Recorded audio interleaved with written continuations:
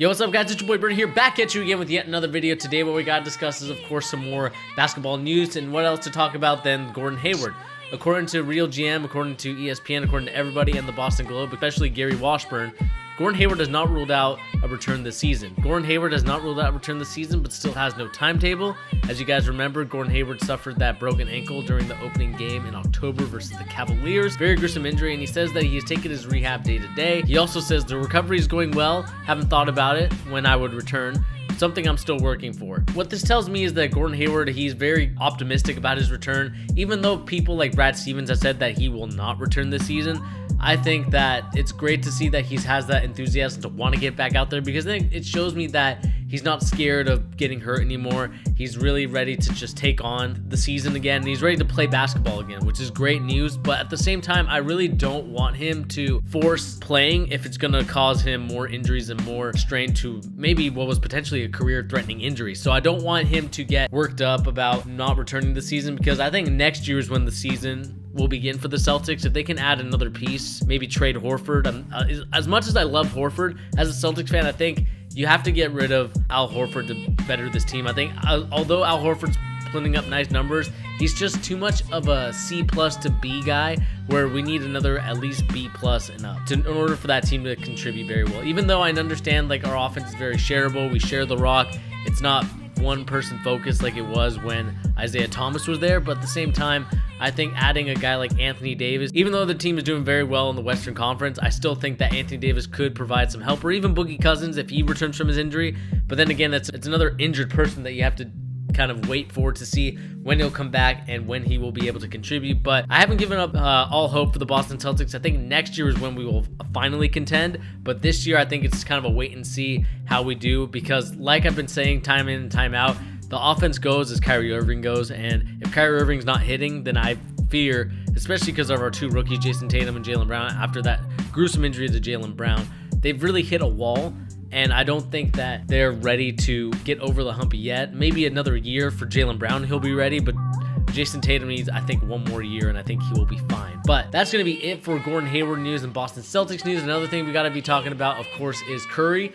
If you guys don't know, Curry yesterday on March 8th, he got hurt during the San Antonio Spurs game, which the Spurs choked. Well, not really choked, I would say more Kevin Durant did his thing, as he usually does. But as you know, Curry got hurt during that game. He sprained his ankle. Another injury to his ankle again this season, which is kind of concerning for Warriors fans and for people that enjoy Curry's game. It's very concerning because this has happened again this season, which is something that you don't want to see, and it's just an injury that will keep reoccurring because of his ankle problems in his past, and it feels like his past is finally catching up to him, and I hope that he's able to come back fully healthy and be able to recover well, so he won't be traveling on the 2-game road trip. It's a shame for those fans who wanted to go see Curry, but at the same time, hopefully he heals up, hopefully it doesn't flare up into anything worse, and we'll see where it goes here. And then lastly, in, I wouldn't say NBA news, but more NCAA basketball news, we got Colin Sexton, dude. Colin Sexton has been playing like a beast. He just won against Auburn, the #1 team in the SEC, having 31 points, shooting 10 of 16. So he's obviously leading in very tremendous ways. And to me,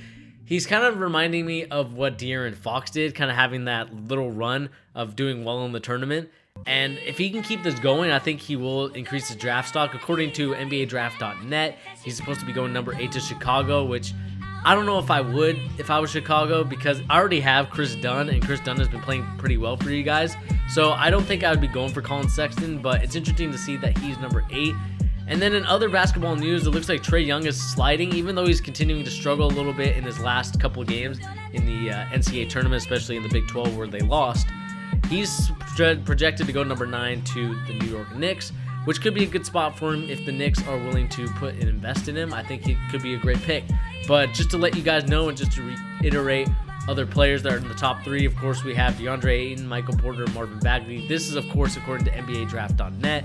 The only thing I have to say about this is that I do believe that DeAndre Ayton is probably going to be the unanimous #1 pick now. Michael Porter's an interesting one. He did come back during the tournament. Even though they lost, he had 12 points. He didn't look too bad, even though he shot a little bit too many threes for my liking. He still didn't play as bad as I thought he would, and it's good to see that he's actually playing, because I know a lot of people would say not to play because you don't want to ruin your draft stock if you're already going to be a top 5 consensus pick.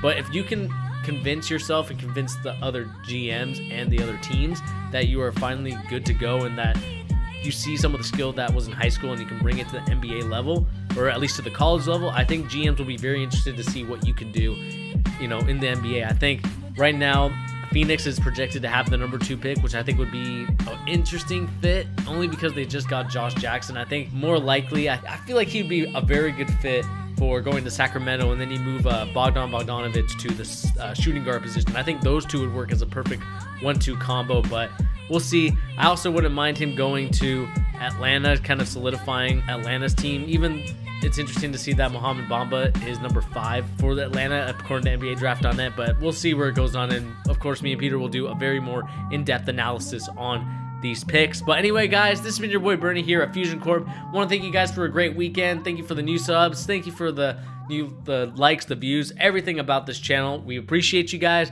Please remember to hit that like button and that subscribe button, and to make sure you share this with your basketball enthusiast friends. And we'll see you guys in the next video. Peace.